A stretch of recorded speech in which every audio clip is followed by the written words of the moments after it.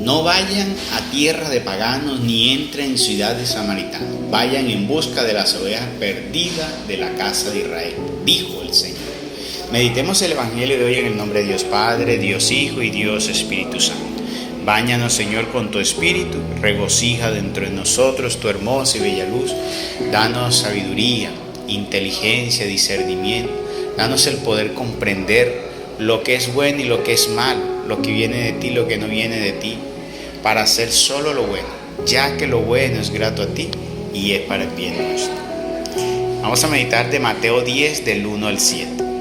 En aquel tiempo, llamando Jesús a sus 12 discípulos, les dio poder para expulsar a los espíritus impuros y curar toda clase de enfermedades y dolencias.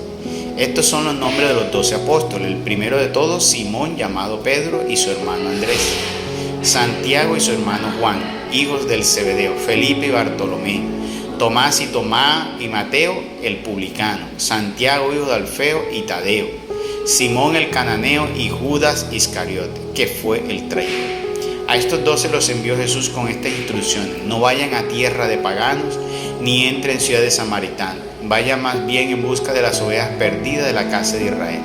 Vayan y proclamen por el camino que ya se acerca el reino de los cielos. Palabra de Dios, gloria a ti, Señor Jesús. Dirá uno, y el Señor le dice a los apóstoles: no vayan a tierra de samaritanos, no vayan a tierra de paganos. Y dice, pero el Señor no estuvo en tierra samaritana y allá convirtió a una persona. En los paganos fue donde estuvo Pablo.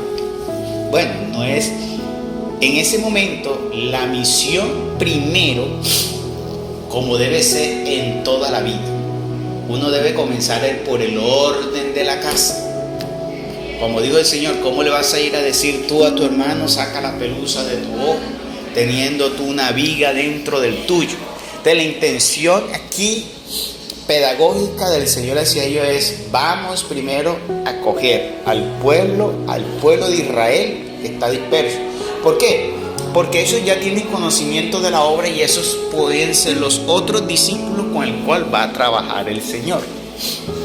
Y con eso crear la red para atraer a los demás. Entonces por eso les dijo a ellos. Y porque para ellos todavía era muy el conocimiento que tenían de la obra de Dios, pues era muy incipiente. Entonces necesitaban también un bagaje más fuerte. Entonces primero vamos a trabajar los que podíamos atraer más fácil. Si tú, según la gracia que tienes, según la unción que tienes, el poder que tienes, pues así va a ser a lo que le puedes llegar. Tú a unos demonios muy grandes, si tú no tienes ese músculo espiritual, pues no los vas a vencer. Porque el Señor dijo que hay espíritus que son más fuertes que otros y que algunos tal vez no los podíamos vencer. Ya se necesita entonces ir a que el Señor sí los vencía. ¿Por qué? Porque Él tenía una unción, una gracia más fuerte. Entonces, no es que el Señor no quiera que lleguemos nosotros los paganos, sino en ese momento, porque no podemos interpretar y decir ahora, mire, que el Señor no nos manda que nos relacionemos, que lleguemos a los paganos. No, en ese momento hay que saber entender el contexto de las cosas y como dice el Señor, porque hay personas que establecen como ley lo que el Señor dijo allí, pero hay que también entender en qué contexto lo dijo el Señor. ¿Ya? Por ejemplo, como la ocasión, no podemos poner como ley que el Señor dijo: si tu ojo te hace caer, sácatelo. Entonces yo no me voy a sacar el ojo. Tengo que saber interpretar en el contexto que el Señor está diciendo: sácate el ojo. ¿Y a qué se refiere con eso? Y en ese momento, ¿ya? Entonces, en este momento Él está diciendo: no vayan a los samaritanos. Jesús estuvo entre los samaritanos, fue y predicó. Allá estuvo la mujer samaritana, les predicó y muchos se convirtieron y sanó. A los paganos también fue. Recuerden a la tierra de los donde estuvieron los endemoniados, donde sacó unas legiones de espíritus. Entonces no es que el Señor no permita que nosotros vayamos y entonces no nos podamos estar allá, no, o llegar. No.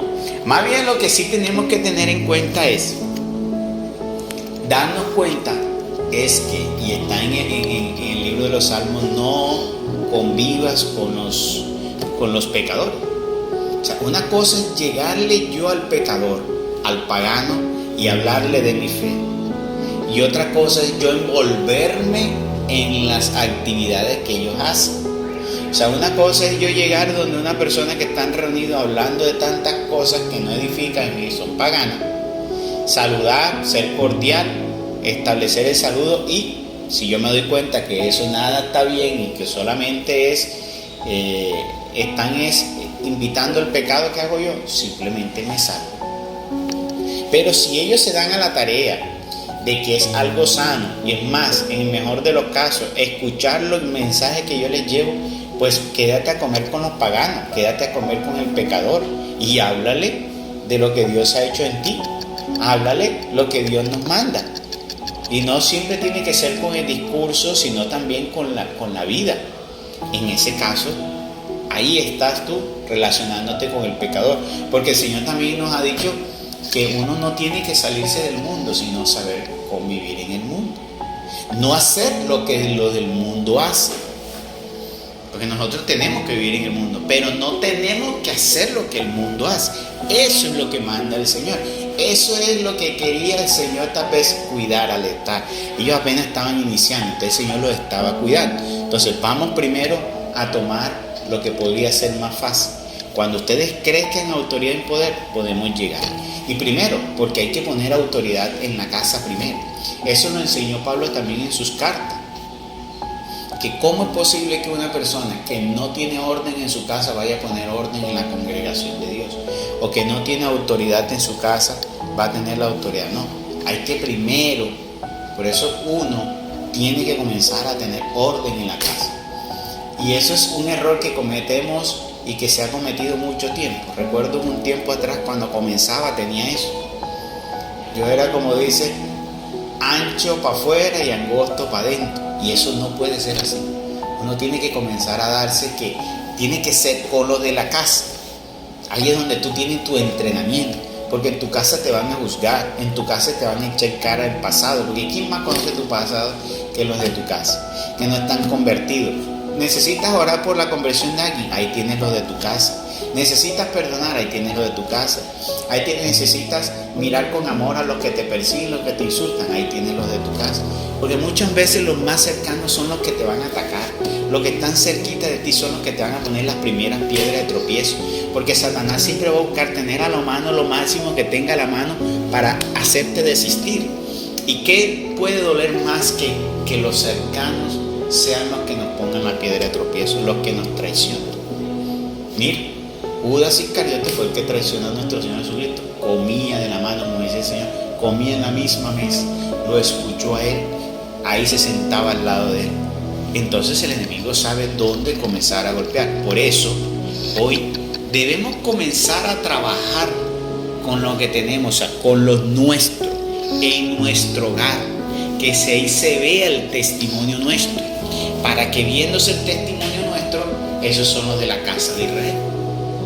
¿Y quiénes vienen siendo entonces en nuestra vida los paganos? Entonces cuando tú sales al mundo, a todo ese tipo de personas que tú ves que no se han convertido, eso para ti son los paganos, con los cuales tienes que aprender a relacionar.